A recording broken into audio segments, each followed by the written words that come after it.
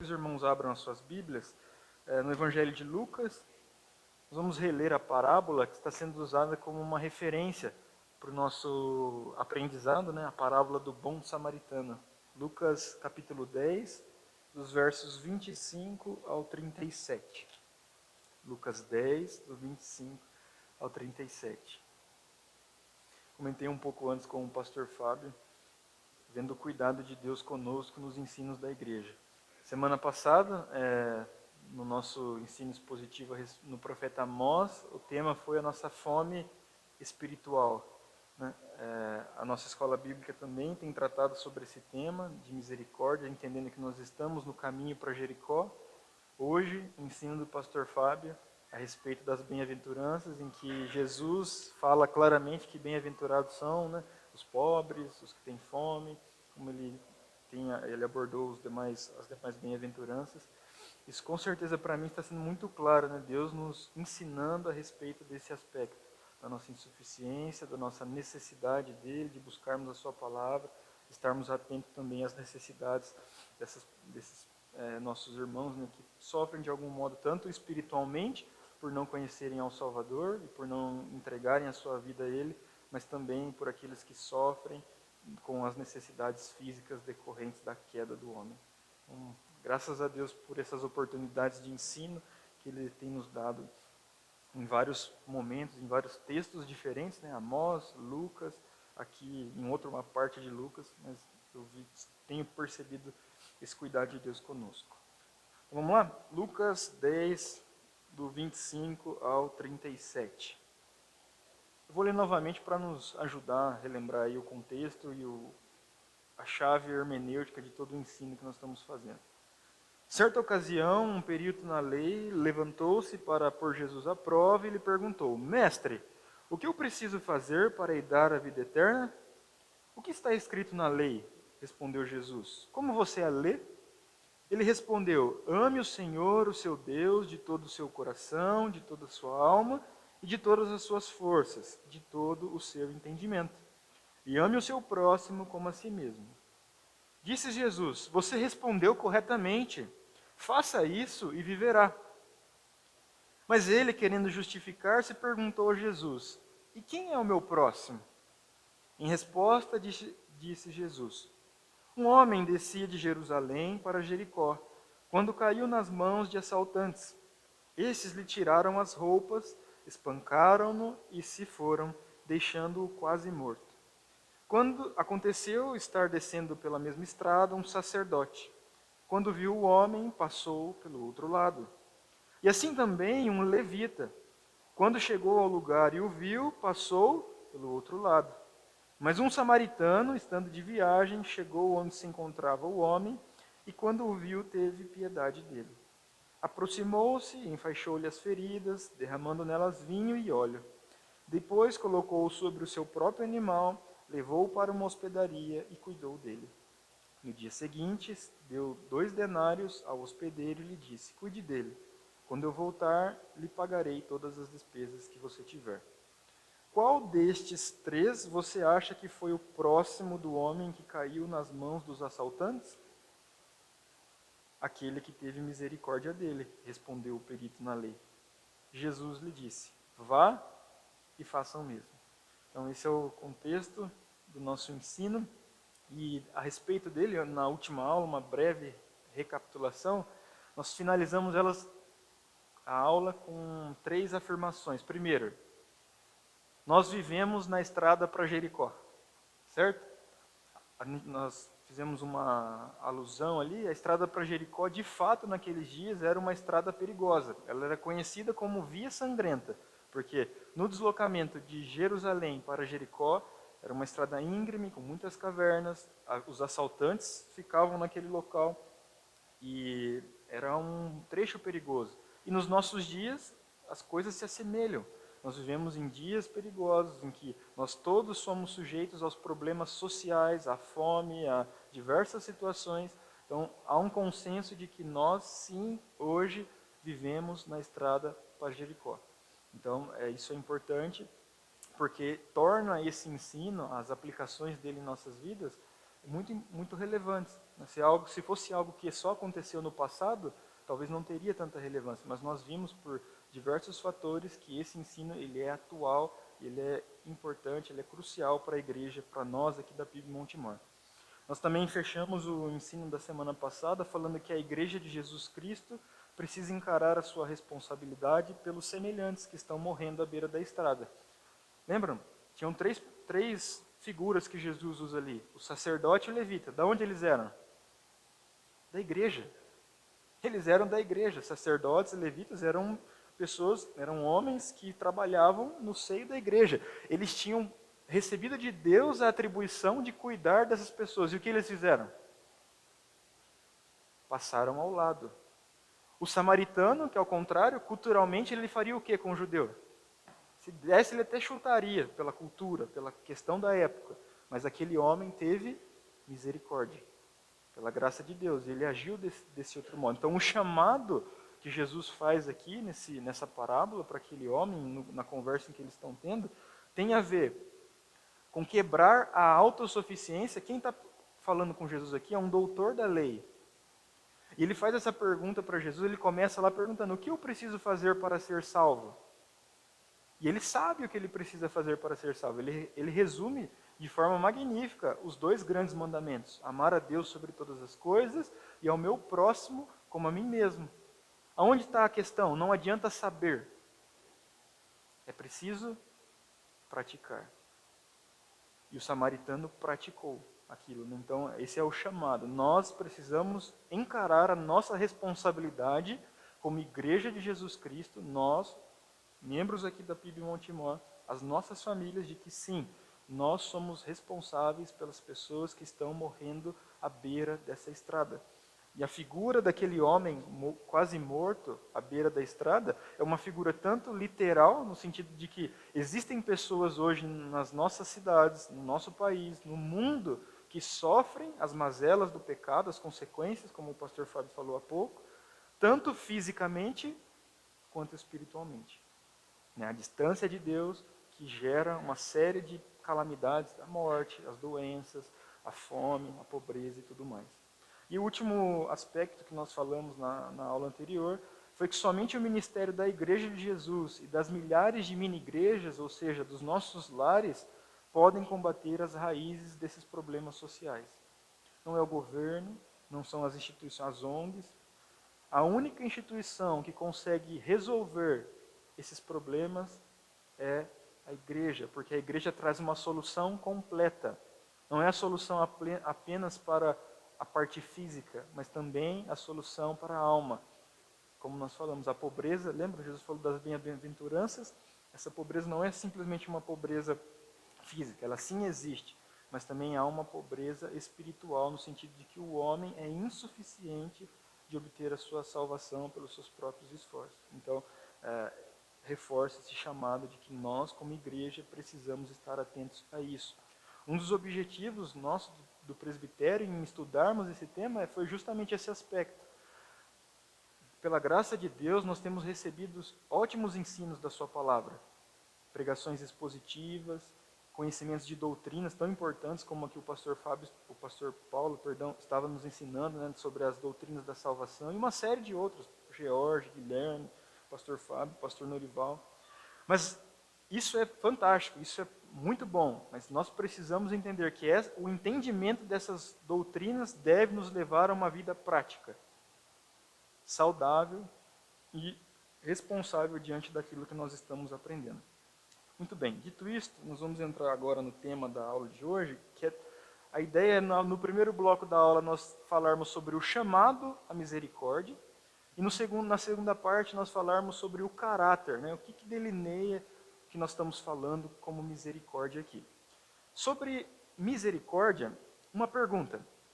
Será que misericórdia foi abordada pela primeira vez aí na parábola do samaritano?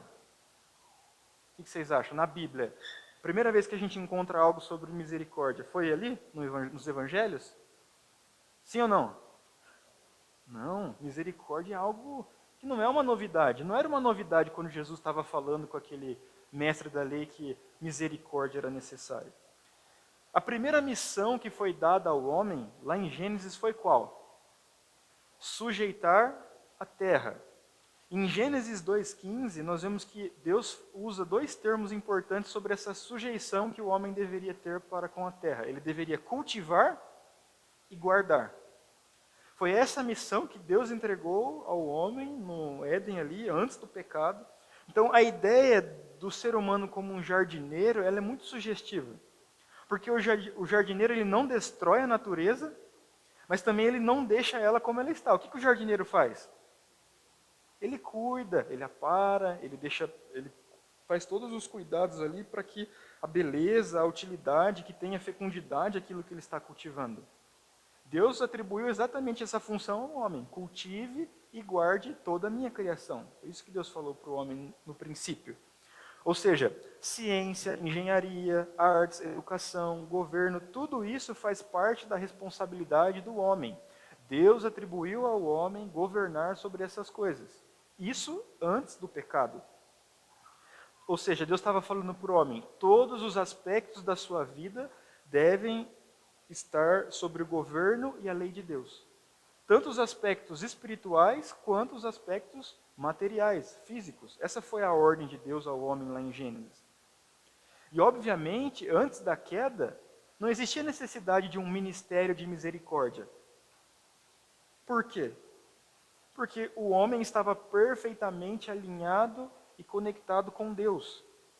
Naquele momento da história, apesar de não existir a necessidade mesmo apesar de não existir a necessidade de um ministério de misericórdia, Deus já havia solicitado para o homem: me coloque sobre todas as coisas, em todas as áreas da sua vida, tanto a material quanto a espiritual. Contudo, depois da queda, o que houve? O pecado fragmentou os nossos relacionamentos. O nosso relacionamento com Deus, o nosso relacionamento com o próximo, o nosso relacionamento com a natureza. Tudo isso foi quebrado, foi maldito por conta do pecado. E nós vemos que logo após acontecer essa queda do homem, que o homem desobedece a Deus, Deus já faz o primeiro ato de misericórdia. Gênesis 3:21 fala que Deus cobriu Adão e Eva com peles de animais. Muitos interpretam essa parte da Bíblia como uma figura de Deus, né, de Cristo, como Deus cobrindo o ser humano com a obra remidora do Senhor Jesus Cristo. E sim, pode ter esse sentido espiritual, mas também há um sentido literal nesse ato de Deus. Deus sabia que agora, por conta do pecado e do afastamento do homem dele, o homem teria carências materiais. E uma delas é a questão da natureza ser hostil ao homem. E, portanto, Deus prepara ali roupas para os seres humanos. E esse é o primeiro ato, o primeiro ministério que nós vemos Deus agindo já com misericórdia com relação ao homem. Mas não para aí. No Antigo Testamento, nós também vemos o exemplo de Jó. Jó, ele viveu, apesar de na Bíblia ele estar um pouco adiante, ele viveu antes do período mosaico. Ou seja, a lei de Deus não havia sido revelada a Moisés ainda. E Jó, a Bíblia fala que ele era um homem segundo o coração de Deus. E olha que interessante. Quem pode abrir para mim? Jó 29, 16 e 17. Pode ler, quem achar. Jó 29, 16 e 17.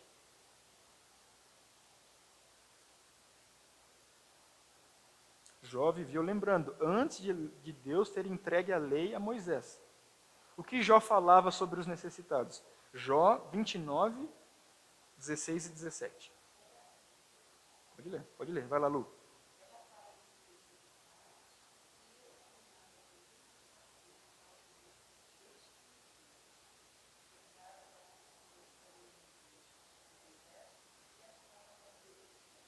Ou seja, antes de Deus revelar a sua lei, Jó já sabia que era importante, que a justiça de Deus incluía prover alimento, abrigo e vestimenta ao necessitado. É o que ele está falando aí. Jó não simplesmente fazia algo como caridade ou um mero serviço social. Ele se interpretava como um pai dos necessitados e examinava com dedicação a condição dos desconhecidos. Então, é mais uma evidência de que no Antigo Testamento, Deus já ensinava aos seus servos de que a misericórdia, o ministério de misericórdia era algo importante.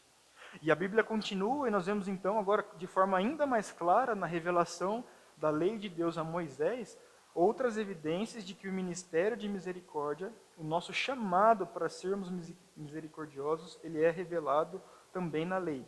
Por exemplo, a lei de Deus falava que quando os judeus, o povo de Israel, fosse fazer a colheita das suas plantações, o que eles deveriam fazer? Colher tudo? O que eles tinham que fazer? Deixar um pouco para quê? Para que as pessoas pobres pudessem ir lá e pegar as coisas que estavam ali que não foram colhidas, para que eles se alimentassem, para que eles tivessem provisão. Isso era um princípio da lei de Deus, da lei que foi revelada a Moisés para o povo. Está lá em Êxodo 23, 10 e 11.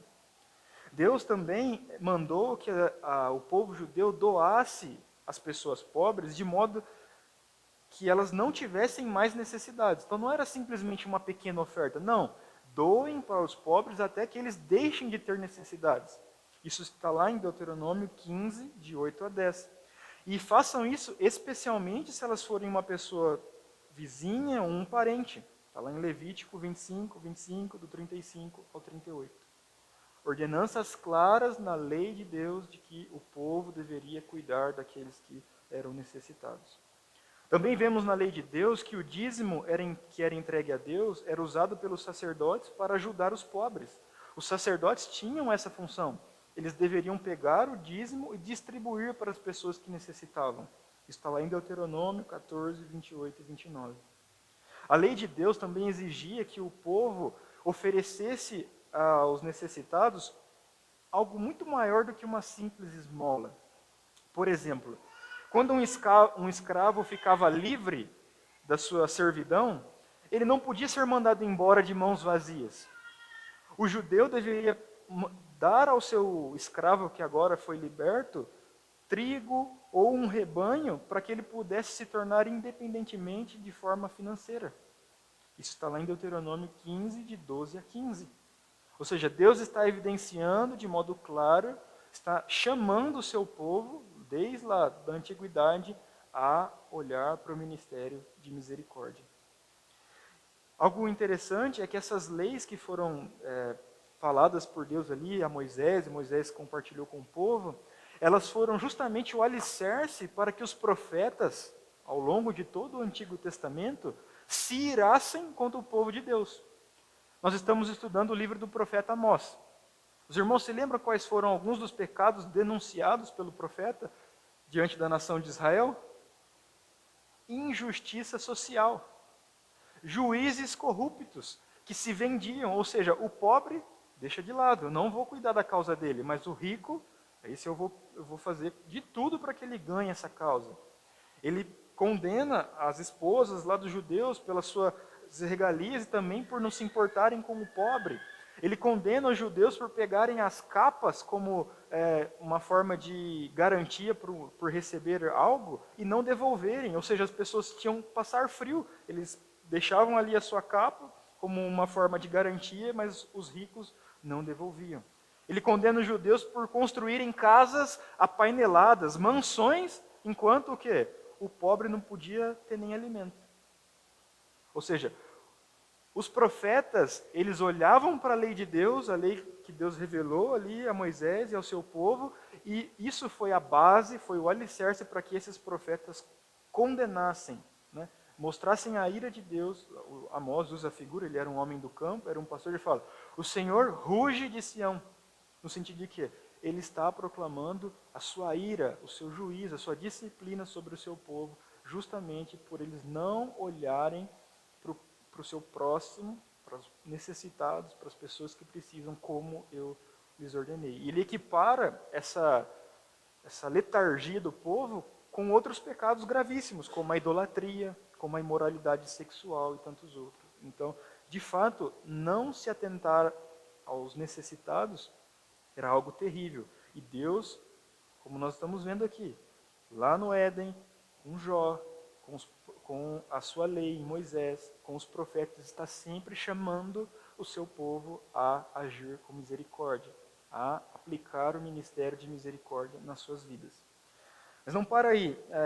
Nós vemos que no final do Antigo Testamento, né, ou ali com os profetas, eles anunciam que o Messias, quando viesse, seria conhecido por sua misericórdia no trato com os pobres. Quem pode ler para mim Isaías 61, 1 e 2? Isaías 61, verso 1 e 2. É uma descrição do profeta a respeito do Messias.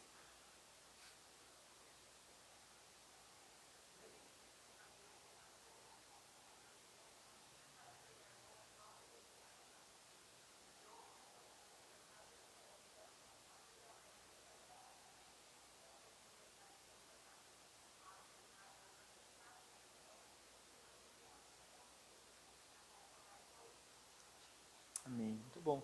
Essa é uma definição que nós encontramos nos profetas a respeito do Messias. Ele cuidaria dos necessitados, em todos os aspectos, como nós vimos no próprio sermão aqui do pastor Fábio. E o interessante é que quando nós pulamos aí, né, saltamos do Antigo Testamento para o Novo Testamento, adivinhem qual é o primeiro texto que Jesus usa para fazer um sermão? Isaías 61, 1 e 2. Esse é o primeiro texto que Jesus se referencia do Antigo Testamento para falar um sermão, ou seja, evidenciando que o Messias de fato veio para cuidar dos necessitados. Reforça esse chamado. Nós vemos também que Jesus, em diversas outras ocasiões nos evangelhos, ele enfatiza que ele prega para os pobres. Ele, literalmente, quando se tornou homem, Jesus foi um homem de uma família pobre. Ele nasceu aonde? Manjedoura, era lugar de um rico nascer? Não. Jesus, quando foi circuncidado, qual foi a oferta que seus pais levaram lá? 2 pombinhos. 2 pombinhos era a oferta que era recomendada para qual tipo de família? Famílias pobres. Ou seja, quando o próprio Deus veio ao nosso encontro, se tornou homem, ele se esvaziou de tudo e se tornou um homem pobre. Ele convivia também no meio de pessoas necessitadas. Ele convivia com leprosos, ele convivia com as pessoas que eram marginalizadas na sociedade. Durante toda a sua vida aqui, todo o seu ministério, ele estava nos chamando e dando o exemplo pela sua própria vida de um ministério de misericórdia. Assim como ele, que ofereceu as riquezas, né, da salvação aos pobres em espírito, Jesus, por meio da sua vida, estava nos mostrando isso, que nós devemos fazer também o bem como ele fez. Inclusive as pessoas perversas, ingratas e até mesmo aos nossos inimigos. Veja o que Jesus fala lá no Evangelho de Lucas, capítulo 6, o mesmo que nós aprendemos aqui agora cedo. Pelo contrário, amai vossos inimigos, fazei o bem e emprestai, sem esperar nada em troca. E a vossa recompensa será grande e sereis filhos do Altíssimo. Porque ele é Pai bondoso até para com os ingratos e maus. Sede misericordiosos, como o vosso Pai é misericordioso. Esse é o chamado de Jesus por todo o Evangelho. Mas não para aí, perdão. Nós vemos que qual era uma das marcas da igreja primitiva? Jesus foi ali morto, né, ressuscitou, está com o Pai. A igreja parou de exercer o ministério de misericórdia? Não, ela continua esse ministério. Por exemplo, o apóstolo João, ele fala que a igreja deveria exercer esse ministério de cuidado com os necessitados. Os cristãos deveriam abrir o coração para os irmãos que estavam em necessidade. Na igreja, a riqueza deveria ser compartilhada tão generosamente, de modo que existisse uma redução da desigualdade entre os ricos e os pobres. Isso está lá em 2 Coríntios 8, de 13 a 15. Tiago também fala que a evidência de uma fé genuína, ela se mostra inevitavelmente nas obras de misericórdia. Ele fala isso lá no capítulo 2, do verso 1 ao 23. Paulo também faz uma admoestação aos cristãos de que eles se lembrassem dos pobres, lá em Gálatas 2, 10. Tiago fala que os membros da igreja deveriam se atentar para as viúvas e para os órfãos, em Tiago 1, 27. O autor de Hebreus fala que os cristãos deveriam hospedar os desconhecidos. Hebreus 13, 2. Paulo reforça a Timóteo que os cristãos deveriam condenar o materialismo. Está lá em 1 Timóteo 6, do 17 ao 19. Embora Paulo também aponte que os cristãos deveriam cuidar primeiro dos que eram membros da comunidade da fé, que isso era a primazia, mas eles também não deviam deixar de lado os que não eram cristãos. E isso está lá em Gálatas 6, 10. Eles deveriam cuidar também das pessoas de fora. Ou seja, há inúmeras evidências, tanto no Antigo Testamento como no Novo Testamento, de que nós, como cristãos, somos chamados ao ministério de misericórdia. Deus nos evidencia de modo muito claro de que isso é uma responsabilidade cristã. Isso não começou na parábola do bom samaritano. Isso é algo que Deus está ensinando o seu povo desde a criação do mundo. Como nós vimos, Jó, Moisés, os profetas, Jesus, a igreja primitiva e os cristãos até o dia de hoje. Então, aqui definições ou que conclusões nós podemos chegar a respeito do chamado de Deus à misericórdia. A primeira é que misericórdia, irmãos, não é algo opcional. Misericórdia não é algo opcional para nós cristãos. As igrejas evangélicas atuais, elas não negam isso. Elas entendem que é necessário sim socorrer os necessitados e os feridos. Mas geralmente esse trabalho de assistência social, ele é visto como uma responsabilidade secundária. É uma tarefa que a igreja realiza quando tem tempo e dinheiro. E somente depois de nos darmos por satisfeitos com um ministério educacional e evangelístico. Então, infelizmente, nossas igrejas têm feito como se fosse uma quebra ali, né?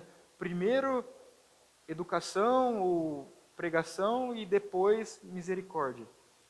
Nós tivemos evidências claras de que essas coisas não têm primazia sobre elas, andam alinhadas. Jesus veio e a sua palavra e Deus cuidam de todos esses aspectos, desde as debilidades espirituais quanto às debilidades físicas. E é isso que nós vamos olhar no próximo tópico sobre o caráter da misericórdia. A parábola que Jesus usa aqui para confrontar e para responder esse sábio da lei, ela desmonta esse esquema de prioridades. Jesus usa a obra de misericórdia para mostrar a essência da justiça que Deus exige nos nossos relacionamentos. E essa parábola não é, em hipótese alguma, um exemplo isolado. Como nós vimos aqui, há diversas evidências claras na palavra de Deus de que o ministério de misericórdia é um chamado, sim, para todos nós cristãos. Os cristãos são exortados a atender às necessidades físicas e econômicas de seus irmãos. Isso não é algo opcional. Se alguém que se diz cristão não fizer isso, como o amor de Deus pode permanecer nele? É isso que João fala, lá em 1 João 3,17. Essa verdade ela é impactante, mas ela é real. Nós só somos verdadeiramente cristãos se a obra de misericórdia é uma realidade em nossas vidas. Portanto, uma conclusão a respeito do chamado de Deus para nossas vidas, para exercermos o ministério de misericórdia é esse. Não é opcional. A segunda conclusão que nós temos a respeito ainda do chamado é que a misericórdia é um teste. João fala assim: quem, pois, tiver bens do mundo e vendo seu irmão em necessidade, fechar-lhe o coração, como o amor de Deus pode permanecer nele? Filhinhos, não amemos de palavra, nem de boca, mas em ações e em verdade. Tiago fala assim: porque o juízo será sem misericórdia para quem não usou de misericórdia. A misericórdia triunfa sobre o juízo. Meus irmãos, que vantagem há se alguém disser que tem fé e não tiver obras? Essa fé poderá salvá-lo? Se um irmão ou irmã estiverem necessitados de roupas e de alimento de cada dia, e algum de vós lhe disser: ide em paz, aquecei-vos e saciai-vos, e não lhe derdes as coisas necessárias para o corpo, que vantagem há nisso? Assim também, a fé por si mesma é morta, se não tiver obras. Esse é o chamado de Deus a nós. A misericórdia é um teste para o verdadeiro cristão. E talvez o verso bíblico que mais evidencia isso está lá no o próprio Jesus nos falou, Mateus 25, de 31 a 46. Ali Jesus está fazendo um relato sobre o dia do juízo, o dia final. Vamos ler lá, é importante. Mateus 25, de 31 a 46. O julgamento das nações. Jesus fala assim: quando o Filho do Homem vier em sua glória, com todos os anjos, assentar-se-á em seu trono na glória celestial. Todas as nações serão unidas diante dele, e ele separará uma das outras, como o pastor separa a ovelha dos bodes. Ele colocará as ovelhas à sua direita e os bodes à sua esquerda. Então o rei dirá aos que estiverem à sua direita: venham benditos de meu Pai, recebam como herança o reino que lhes foi preparado desde a criação do mundo.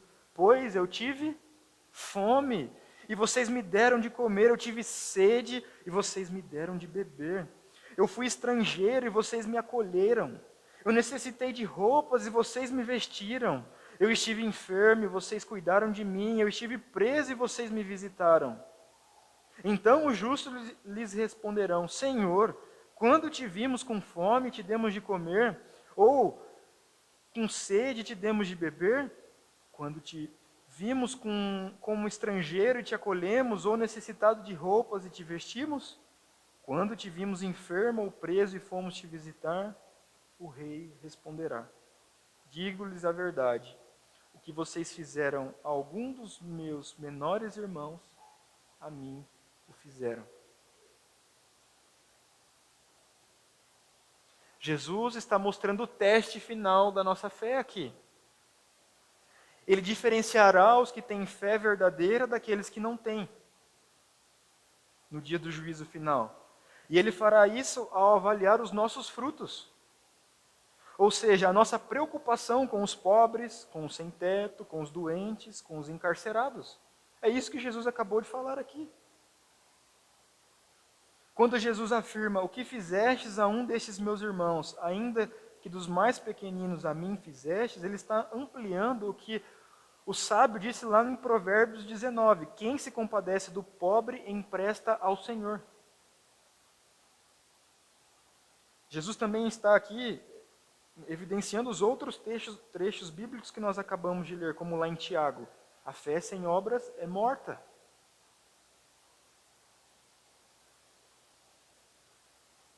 Por essas obras, pelo ministério de misericórdia, Deus diferencia o amor genuíno do falso. Ele diferencia o amor que só existe da boca para fora do amor verdadeiro. O autor do livro aqui, ele conta uma história muito interessante. Havia uma senhora, ela era viúva, não tinha nenhum herdeiro a não ser um sobrinho. E ela era muito rica. E aquele sobrinho tratava da sua tia ali de uma forma muito amorosa. E ele era o único herdeiro de toda a riqueza dela. Ela então resolveu fazer um teste. Ela se vestiu de mendiga, sentou na entrada de um prédio ali onde ele passava e pediu ajuda. Como esse sobrinho reagiu? Desprezou, xingou, chutou, tocou dali aquela que era sua própria tia rica. Ou seja, ela descobriu que o seu sobrinho só a amava da boca para fora. Não era um amor verdadeiro. Ou seja, o ministério de misericórdia é um teste para o cristão verdadeiro. Deus vai fazer isso conosco no dia final aqui. Ele está nos chamando a essa percepção de que nós, como cristãos verdadeiros, somos incumbidos de praticar o ministério de misericórdia. Deus se enfurece quando nós temos uma cara para Ele e outra cara para os necessitados. Robert Murray, ele era um pregador notável, e o autor também aqui cita uma frase dele para a sua igreja. Me marcou muito o que ele fala. Olha o que ele diz para os cristãos da sua igreja. Cristãos, temo que alguns de vocês não ouvirão Cristo lhe dizer tal coisa. Vinde benditos, possuí por herança o reino. As suas residências são luxuosas e se erguem no meio de milhares de pessoas que mal têm como acender um fogo para se aquecer. E que têm poucas roupas para se proteger do frio mordaz. Contudo, vocês nunca procuraram ajudá-las. Talvez vocês suspirem de longe, coitados, mas vocês nunca o foram visitar. Ah, meus caros irmãos, eu preocupo-me com os pobres, entretanto, eu me preocupo muito mais com vocês. Eu não sei o que Cristo lhes dirá no grande dia. Eu temo que muitos de vocês que estão aqui hoje sabem agora muito bem que não são cristãos, porque vocês não gostam de ofertar. Ofertar generosamente, sem má vontade, exige um coração novo. O coração velho prefere ficar sem o sangue que lhe dá vida, mas não sem o seu dinheiro. Ah, meus irmãos, usufruam dessa riqueza, aproveitem bem o seu dinheiro. Não deem sequer um centavo a ninguém, mas usem o seu dinheiro rapidamente, pois uma coisa eu lhes digo, vocês esmolarão por toda a eternidade.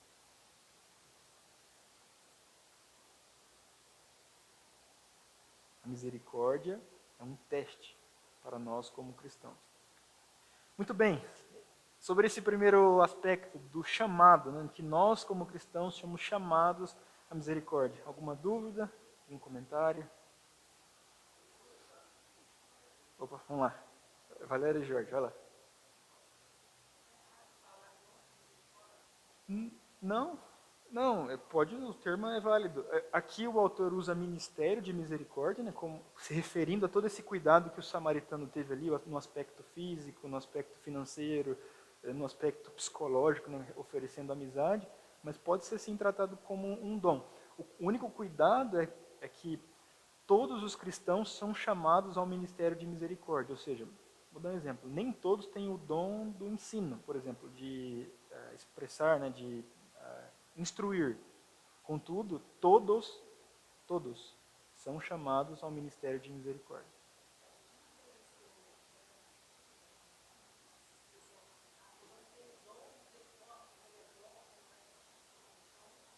Sim. Não, exato. E muitas vezes isso é usado de forma como muleta, no sentido assim, não, eu não sei muito bem, não é o meu dom, né? Eu prefiro ensinar, eu prefiro falar, assim, como se isso fosse algo muito difícil e isso me dá uma carta branca para que eu não exerça a misericórdia. Mas sim, eu vejo que é a graça de Deus sobre nós, e muito disso que Jesus está falando aqui por meio da parábola, e o pastor Fábio falou hoje, é sobre a insuficiência, o homem entender a sua insuficiência. Então, ele entende que ele precisa agir com misericórdia, porque ele mesmo recebeu misericórdia de Deus.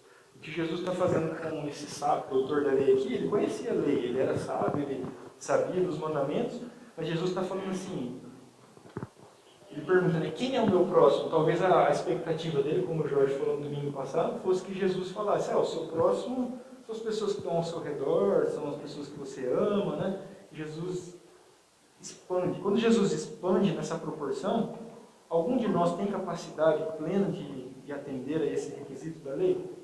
Infelizmente não, pela nossa pecaminosidade, mas pela graça de Deus, por sua misericórdia conosco, nós somos capacitados por Deus a exercer o ministério de misericórdia. Então, eu acredito que não exista problema em definir desse modo, só com esse cuidado de que não é um dom específico para algumas pessoas, pelo contrário, é algo da igreja, um chamado a todos os cristãos. Beleza? Jorge? Certa vez me chamou a atenção a afirmação de um pastor brasileiro que está na França.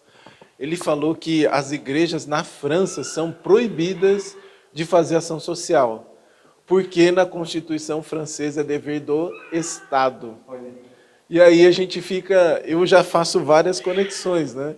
Porque isso, o que o Estado quer com isso? Que ele seja o provedor da pessoa, a pessoa vai ficando dependente do Estado, não dependente de Deus, né? Aí eu comecei a fuçar algumas coisas, eu percebi que a França é o país que mais gasta com ação social de toda a União Europeia. Só com não estou dizendo que é certo que é errado, tá? A gente só está avaliando. Mas transformando em reais a questão do desemprego, deixa eu ver aqui, só para eu não falar um número equivocado, só com o auxílio-desemprego são 325 bilhões de reais. Muita coisa. Exato, e o grande problema, o autor fala muito disso, né? Tanto ideologias de direita quanto ideologias de esquerda, no sentido político, elas são falhas.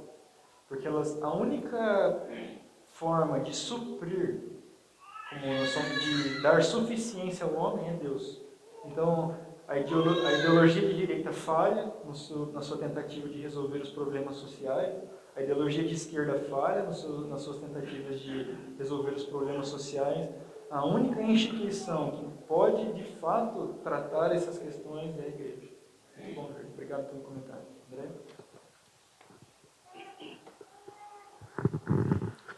Um pouco sobre essa questão, um determinado momento a gente percebeu muito a igreja fazendo algumas atividades sociais em nome de evangelismo. A gente fala impactos evangelísticos, né?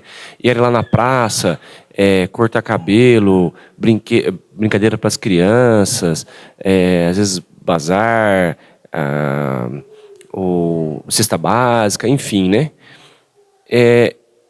Eu acho que, também, não que esteja errado, mas no sentido de que também de trocar um pouco a motivação, no sentido de que o ato de misericórdia deve ser algo de fato e de verdade movido pela compaixão ao próximo, assim como Jesus o tinha, e não como se fosse uma isca, né, para o evangelismo. Até porque o evangelismo é a pregação da palavra. Muito se usou também uma frase, não sei se é atribuída a Agostinho, eu sei, enfim, que digo que evangelize sempre, mas se preciso, use palavras, no sentido de que a nossa ação deve ser o evangelismo, né? Não sei se você quer comentar algo nesse sentido também, da gente não inverter as motivações e entender a importância de cada uma dessas frentes. Exato, sim. No próximo tema, né, se me permitir, sobre o caráter, a gente vai abordar justamente essa perspectiva. Eu acho que vai responder o questionamento o comentário que você fez. Pode ser? Excelente. Mais algum irmão? Muito bom. Então vamos entrar agora. Qual é a lógica? Então nós entendemos, à luz da Bíblia, que nós somos chamados à misericórdia. Evidências do Éden, de todo o Antigo Testamento, do Novo Testamento, do próprio Cristo. Ou seja, misericórdia não é opcional, misericórdia é um teste para o cristão verdadeiro. Agora, qual é a ideia? Tudo bem, nós entendemos que misericórdia é algo que é um dever cristão. Mas o que delineia o que é essa misericórdia? Aonde que o cristão vai atuar nisso, né? Qual é essa forma? Então, o nosso tópico agora é nesse sentido. Olharmos para qual é o caráter da misericórdia. Como nós vimos na leitura da parábola, o samaritano ele atuou em várias necessidades do homem lá ferido, certo? Quais foram? O que o samaritano fez para ele? Ele deu cuidado médico imediato, atendimento médico emergencial. O que mais? Transporte, exatamente. O que mais?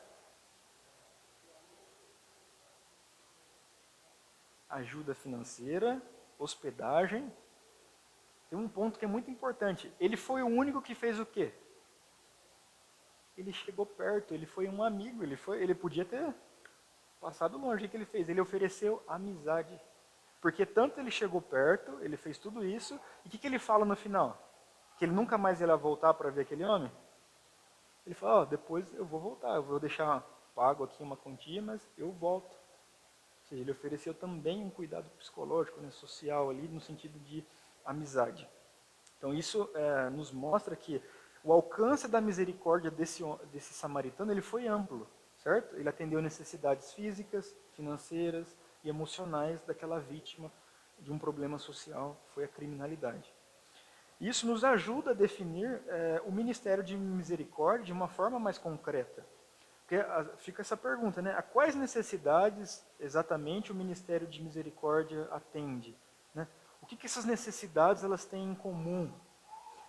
E uma definição que o autor usa aqui para ministério de misericórdia é que o ministério de misericórdia é satisfazer as necessidades que as pessoas sentem por meio de atos concretos.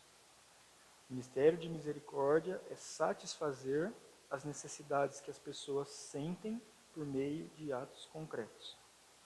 E aí, vamos entender um pouquinho melhor então sobre necessidade e misericórdia, que são termos que a gente acabou abordando aí. Os teólogos definiram misericórdia de Deus, no grego é a palavra eleos, como um aspecto da sua natureza que o leva a amenizar o sofrimento e a aflição. Essa é a definição de misericórdia de Deus. Misericórdia também é definido como o impulso que nos torna sensíveis aos sofrimentos e carências das pessoas e nos leva ao desejo de aliviá-los. Novamente, misericórdia é o impulso que nos torna sensíveis aos sofrimentos e carências das pessoas e nos leva a aliviá-los. Esses sofrimentos e carências nós chamamos de necessidades. E o que são as necessidades humanas? Necessidades são dependências. Todo ser humano foi criado como um ser dependente. O pastor Fábio falou, o homem é independente? Não. Os seres humanos foram criados dependentes. Nós não somos autossuficientes. Somente em Deus nós somos suficientes. Mesmo que o homem não tivesse pecado, ele continuaria sendo insuficiente em si próprio. Porque sempre o homem careceria de suficiência plena apenas em Deus. Mas ele não sofreria, porque todas as suas necessidades seriam supridas de modo imediato e constante por Deus, se o relacionamento entre Deus e homem não houvesse rompido em virtude do pecado. Portanto, separados de Deus, nós estamos sob maldição, e as nossas dependências não supridas resultam em vazio, resultam em frustração e dor em todas as áreas da nossa vida. Para entender a natureza dessas necessidades, a gente precisa analisar mais de perto a queda do homem, que foi a raiz de todas essas necessidades e sofrimentos que nós passamos aqui deste lado da eternidade. O primeiro relato da Bíblia sobre as consequências do pecado está lá em Gênesis 3, de 7 a 19. Nesse relato nós temos 4 consequências do pecado, que o autor aqui chama de alienações. Essas alienações são um desvirtuamento resultante de um objeto para um propósito diferente do que ele foi criado. Então, por exemplo, se eu usar um relógio como um martelo, não faz sentido, certo? O relógio foi criado para martelar? Então, ok. Por que o homem foi criado? Para glorificar a Deus. Se o homem mudou não quero mais glorificar a Deus, eu quero glorificar a mim mesmo. Se você usar um relógio para martelar, o que vai acontecer com o relógio? Ele vai quebrar, ele vai ficar a mesma coisa. Quando o homem não vive para o propósito pelo qual ele foi criado, dor é certa, sofrimento é certo. E isso o autor chama de alienação, quando algo é usado para um propósito diferente pelo qual ele foi criado. Então, o autor aqui, se tiver com o seu papelzinho, agora é importante, para você anotar uma figura que para mim foi essencial. Vou mostrar aqui, ó. Assim, ó, tá vendo? Como se fosse um alvo. Se você tiver seu papel, anota aí. O autor fala que o homem ele foi alienado em 4 áreas grandes da sua vida. O centro desse alvo é uma alienação teológica, em que nós somos separados de Deus. O segundo círculo concêntrico ali, ele diz respeito à alienação psicológica, em que o homem foi separado do seu eu verdadeiro. O terceiro círculo concêntrico diz respeito à nossa alienação social, ou seja, a nossa incapacidade de convivermos uns com os outros. E o último círculo concêntrico, que completa esse alvo, é que o homem foi alienado fisicamente, ou seja, o nosso conflito com a desordem e a desgraça da natureza. que é o aspecto físico. Então, novamente, o centro, alienação teológica, alienação psicológica, alienação social e alienação física. A gente vai falar um pouquinho agora sobre cada uma dessas alienações que são consequência do pecado. A primeira alienação é a alienação em relação a Deus. Quando o homem peca, o que acontece? Ele se afasta de Deus. Lá em Gênesis 3:8 diz assim: ao ouvirem a voz do Senhor, que andava pelo jardim no final da tarde, o homem e sua mulher esconderam-se da presença do Senhor Deus entre as árvores do jardim. Fica evidente que era algo comum antes da queda que Deus habitasse, ficasse junto ali com a sua criação, com Adão e Eva no caso. Era natural que eles caminhassem juntos. Irmãos, imaginem isso. O homem em plena comunhão com Deus, em plena intimidade com o seu Criador. Essa era a criação antes do pecado. Agora, porém, o que aconteceu depois que o homem pecou? Quando Deus se aproxima, o que o homem sente? Ele foge, ele sente vergonha, ele sente medo. Ele fica em angústia por sentir a aproximação de Deus. Ele teve que se esconder entre as árvores. Olha que curioso. O homem que deveria proteger o jardim, Deus falou, cultive e guarde. Agora, ele usa o jardim para se proteger de Deus. Ele tem medo. Um Deus santo se aproxima de um homem pecador. A Bíblia, ela ensina claramente, no Antigo e no Novo Testamento, que pecadores podem conviver com Deus santo? Não. Pecadores não podem conviver com Deus santo. Êxodo 33 fala assim, Deus está falando com Moisés, né? Rogo-te que me mostres a tua glória. Deus fala, não poderás ver a minha face, porque homem nenhum pode ver a minha face e viver. Isso é fruto da nossa alienação teológica. O homem foi separado de Deus pelo seu pecado. Uma forma de nós entendermos também essa alienação de Deus é observando o sistema solar. Por que o sistema solar funciona de um modo extremamente harmonioso? Porque todos os planetas orbitam ao redor do quê? Do Sol. Então todos eles estão orbitando, girando no mesmo centro. Agora, se cada planeta tivesse o seu próprio centro, o que aconteceria? Choque, colisão, destruição. Pensem, vários planetas orbitando em torno de centros específicos, que são de acordo com a sua própria vontade. Aplique agora essa figura do sistema solar ao relacionamento do homem com Deus. Enquanto o homem orbitava e vivia para a glória de Deus, havia paz, havia harmonia, havia comunhão. A partir do momento em que o homem tira o seu centro, né, da glória para Deus e quer a glória para si mesmo, o que acontece com Deus? Colisão, choque. Porque o homem não está mais orbitando no centro principal pelo qual ele foi criado. Ele está orbitando em torno do seu próprio eu, e não em torno da glória e serviço a Deus. Deu para entender? Então, isso é a alienação teológica. O homem foi separado de Deus por conta do seu pecado. E isso traz tristeza, isso traz destruição, isso traz diversos males à vida cristã. E qual é a única forma de nós sermos reconciliados com Deus? Jesus Cristo. É a única forma. A única coisa que resolve essa alienação teológica entre o homem e Deus é Jesus Cristo. Não há outro. Não há nada que consiga reparar, né, essa quebra desse relacionamento, a não ser o próprio Senhor Jesus Cristo. A segunda alienação, aí nós vamos para o segundo círculo ali, é a alienação em relação a si mesmo. Então, além do homem ter sido separado de Deus pela queda, ele entrou num afastamento consigo próprio. Isso é curioso. No início, o ser humano era um ser harmonioso, era um ser integrado. Mas agora, depois da queda, nós experimentamos a desintegração. Onde havia paz, o que aconteceu? Vergonha.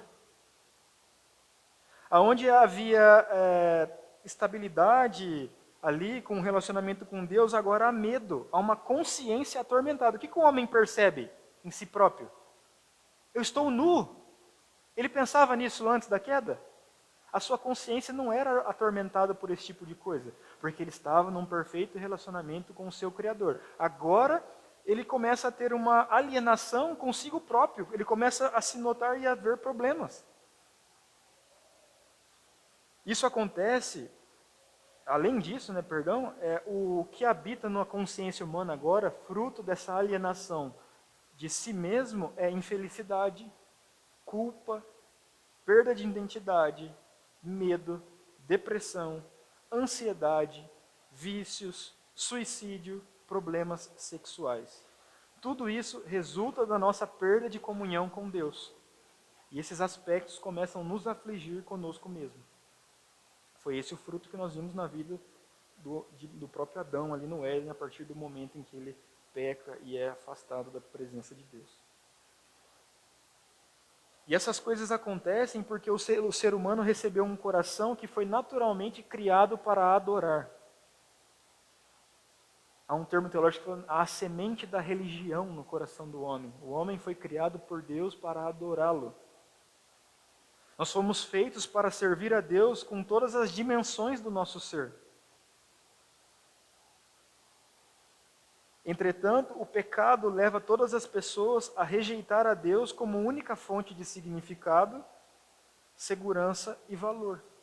E com isso, quando nós rejeitamos esse culto a Deus como forma de ter suficiência, o que o homem começa a fazer? Fabricar ídolos. Colocar coisas no lugar de Deus para suprir essas necessidades de si mesmo. E aí ele fabrica ídolos em pessoas, ídolos com relacionamentos, ídolos com objetos. Porque ele acha que nessas coisas haverá satisfação, haverá suficiência, haverá segurança. A motivação e o impulso em direção a esses falsos objetivos, ela é perigosamente forte. É uma adoração a essas coisas que não a Deus. E a isso a Bíblia chama esses impulsos de desejos da carne. Paulo fala sobre isso tanto em Romanos 1:25 quanto em Colossenses 3:5. Contudo, há uma máxima de que nenhum desses ídolos pode suprir o vazio do nosso coração. Toda idolatria provoca uma fome profunda na alma, pois nada a não ser o relacionamento com Deus consegue nos satisfazer. Embora talvez o vício ou a idolatria traga um prazer ou uma satisfação momentânea, em pouco tempo a sensação de insuficiência vai retornar. Enquanto o homem não se relacionar, não for reintegrado ao relacionamento com Deus, ele sempre vai sofrer essa alienação de si mesmo. Nunca vai se sentir completo, nunca vai estar satisfeito. Isso é o fruto do pecado e da ira de Deus sobre o pecado em nossas vidas. E qual é o único que nos torna, pode nos fazer escapar dessa desintegração da nossa mente? Jesus. É o único. Seguindo o terceiro aspecto, irmãos, é que a alienação do homem, além de ser teológica e psicológica, é uma alienação social. Ou seja, pensa lá no sistema solar novamente. Enquanto todos os planetas estão orbitando ao redor do Sol, há harmonia. Quando cada planeta, se ele decidisse, vou orbitar ao redor do meu próprio centro, haveria colisão. Só que também haveria, além de haver possivelmente até uma colisão com o Sol, haveria uma colisão entre os planetas. Ou seja, o fruto do pecado em nossas vidas também torna os nossos relacionamentos caídos. Ou seja, o homem, ele tem dificuldades a partir do momento da queda em se relacionar. O primeiro bate-boca matrimonial com direito a acusações mútuas e calúnias, ele explode em Gênesis, fruto da queda. Agora, Adão e Eva ali, egocêntricos, com as suas paixões guerreando entre si, eles entram numa rota de colisão. Um colocando a culpa no outro.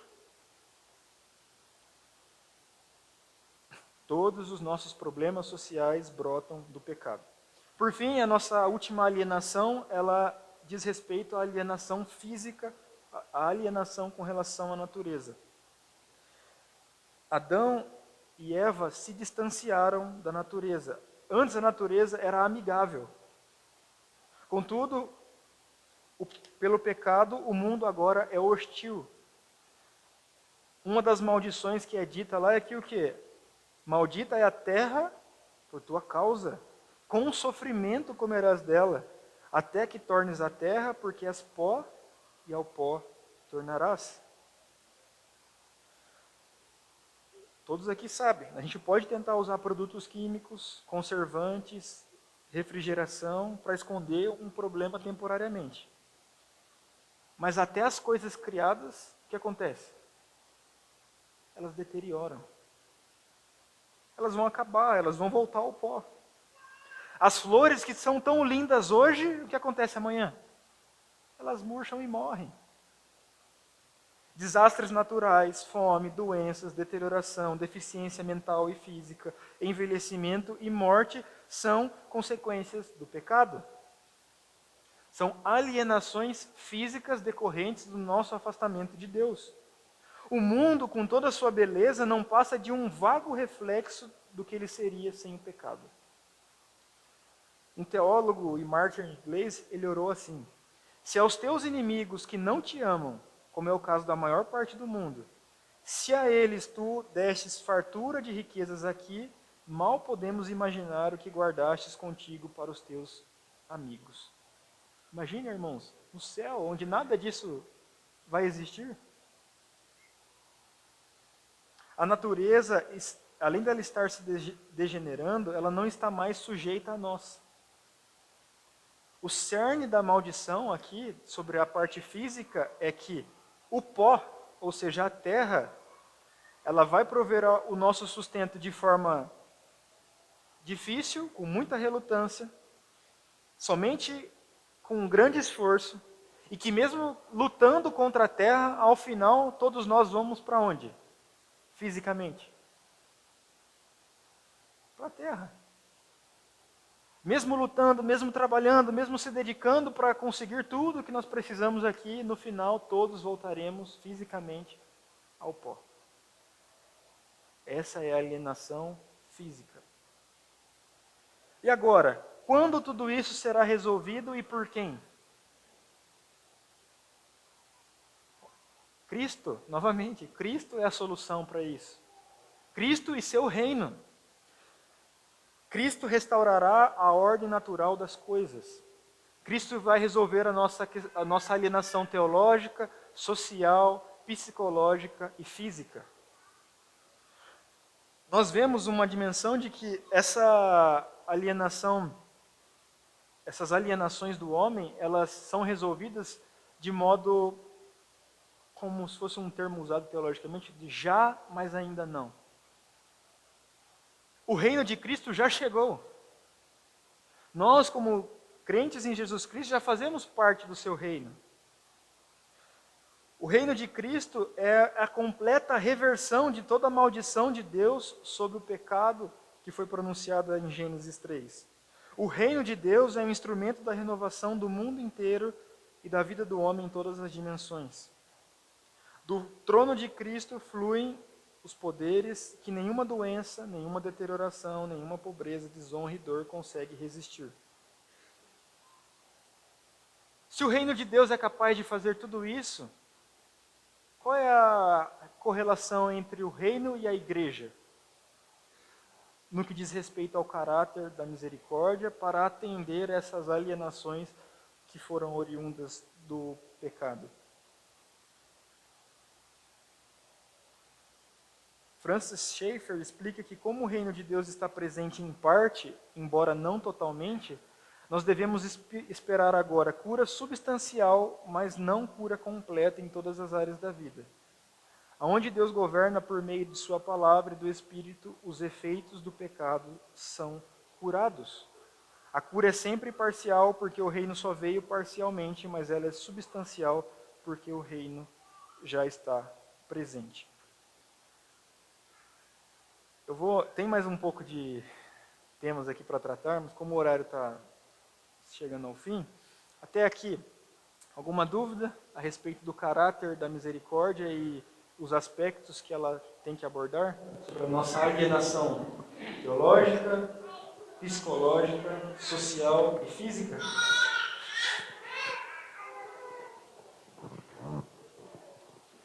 Não é tão simples, é bem complexa essa segunda parte do caráter da misericórdia. Portanto, eu vou parar aqui. Na próxima semana, eu finalizo o tema final, que é justamente para abordar a correlação que a igreja tem no aspecto de como a igreja pode suprir essas necessidades relacionadas a essas 4 alienações do homem, e isso define melhor o caráter da misericórdia. Amém? Vamos orar então. Senhor Deus, obrigado pelo ensino de hoje a respeito do chamado e do caráter da misericórdia. Agradecemos ao Senhor porque em sua palavra podemos observar, ó Deus, que desde o Éden, por todo o Antigo Testamento, o Novo Testamento, os Evangelhos e a igreja primitiva, o ministério de misericórdia foi algo latente, foi algo que sempre foi uma preocupação do Senhor. E o Senhor nos chama como igreja hoje, como a igreja aqui em Montemor, a praticarmos esse ministério em nosso meio. Ó Pai, agradecemos também por compreender que o ministério de misericórdia é amplo, e é amplo porque com a queda do homem, diversas áreas de nossas vidas foram impactadas. A nossa perspectiva teológica, o nosso aspecto psicológico, o nosso convívio social e até os nossos aspectos físicos, Pai, com relação à natureza, foram todos quebrados em virtude do pecado. E somente o amor verdadeiro, a misericórdia, Pai, como o Senhor orienta em sua palavra, é capaz de amenizar desse lado da eternidade esses sofrimentos da tua igreja por meio do ministério de misericórdia. Então, nos ajude a cada dia compreendermos melhor esse ensino e também aplicarmos ele em nossas vidas. Em nome de Cristo que nós oramos. Amém. Bom domingo, Deus abençoe.